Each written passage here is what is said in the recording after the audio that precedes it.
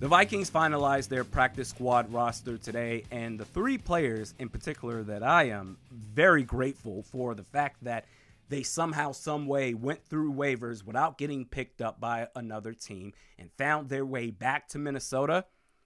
Those three players are Robert Tonyan, Jonah Williams, and Bo Richter.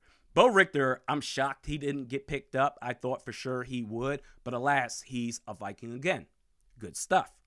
The other players on the practice squad, N'Keal Harry, Dwayne McBride, Myles Gaskin, Jalen Williams, Nashawn Wright, Bobby McCain, Andre Carter II, Henry Bird, Tyrese Robinson, Lucky Jackson, Jashawn Jones, Thayer Thomas, Dallas Gant, and Samis Reyes is the exempt international player from Chile. But I want to get to this.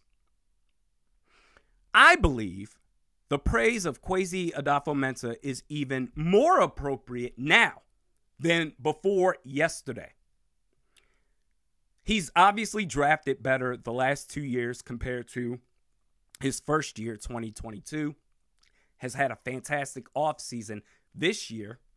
But the one thing I've always had in the back of my head, even I said this at the time when they hired him, I said, hey, I'm very excited to see what he brings to the table. But the one thing, if we want to nitpick something, at least for me anyway, he's an analytics guy. And in my experience interacting with analytical individuals, I have found that obviously they are very numbers driven, data, and that's what they base their decision making on, their processes.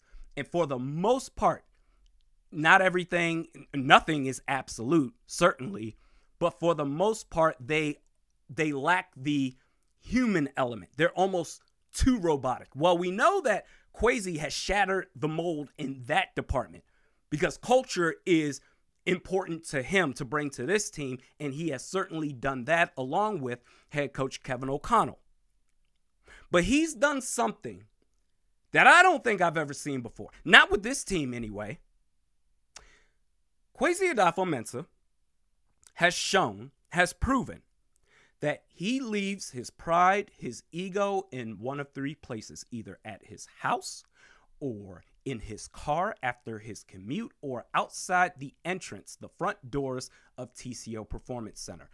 I had a concern, even if it was 5%. I had a genuine concern that Lewisine would remain with this team and make the 53-man roster because ever since I can remember, that's been the status quo. What do I mean by that? Rick Spielman, for as great as a GM as he was when he was at his best, the two things that would come back to bite him in the ass, number one, he was so smart that he would convince himself that he could outsmart the rest of the league. He would get cute, especially with the offensive line. Guys that played tackle in college were going to bring them in. They're going to play guard. Guys that played interior offensive line in college, we're going to move them to tackle, so on and so forth. The league will never see it coming. Number two, Spielman could not handle the idea that sometimes he's wrong. He couldn't handle not being right. That sometimes you're going to make a mistake. He would see it through till the bitter end with certain individuals based off of the investment that he made into said players. Example, Matt Khalil, who was a first-round pick, started his career off as a Pro Bowler, but each year got progressively worse to where I was saying in real time, yo, you need to trade this dude while there's still some value there. And not only did he make it through his 4-year contract, despite being one of the worst tackles in the league, the Vikings, they picked up his 5th-year option. Laquan Treadwell, a first-round pick. He played all 4 years. He's a bust, one of the busts in franchise history. Played all 4 years of his rookie deal. Boxed out a player more deserving in Jarius Wright. But guess what? We invested a first-round pick. We got to see this through, right? And Anthony Barr. Anthony Barr is not in the discussion as far as Khalil and Laquan Treadwell, as far as those two players being busts. But Barr was just that guy that everybody convinced themselves of, that he's a super great player, when really, in reality, he was just okay. When he agreed to terms with the New York Jets in free agency, and then reneged on that and said, I'm getting cold feet. I want to come back to Minnesota. That was your chance, Spielman, to say, nah, that's crazy. Good luck. We're all set here. Instead, he's like, really? You want to come back? Oh, my God. We get this mid-outside linebacker and a 4-3 defense back. Hell yeah, bro. He couldn't just allow the players that weren't worth it to go until he had absolutely no choice. You compare that to Kwesi Adofo-Mensah, what he did with Lewis Cine yesterday. And the thing is, the 2022 draft class was awful, maybe the worst in the history of this franchise. That's part of Kwesi's legacy. At the same time, just because you failed at something doesn't make you a failure. This man gave Lewis Cine a 2-year shot.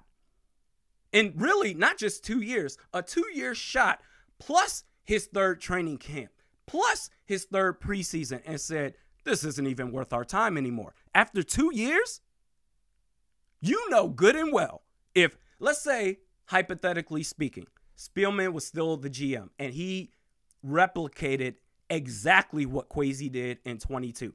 Although we know that's not the case, he would have certainly drafted better. But let's say, for the sake of this argument, that he did.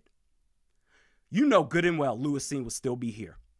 All 4 years. So basically through the 2025 season, Lewis Cine would still be here.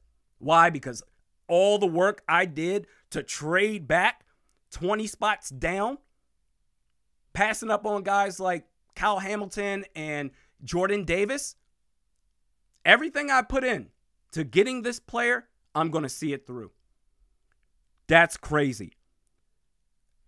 And I quite honestly believe, anecdotally speaking, that this could be, I think this is a problem for most GMs in the league, that they have a hard time looking themselves in the mirror saying, I screwed up, this was bad, how can I fix this? I think there's too much ego involved there. But with analytical individuals where all they care about is data, Kwesi Adofo-Mensah, I see you, man. And I crashed out in 2022. That draft, I did the live stream. Not particularly proud of that. I went all the way off on this dude. But credit where credit is due. This man deserves respect. I'm at the point now where if you want to bring up 2022 and say we could have had Kyle Hamilton or Jordan Davis, Kwesi will never live this down. I mean, that's your prerogative. That's certainly your choice to make. But for me, I'm like, yes, it sucked. It was terrible. But look at all the great things he's done since. He's done something that Rick Spielman could never dream of doing. And that's a big step up.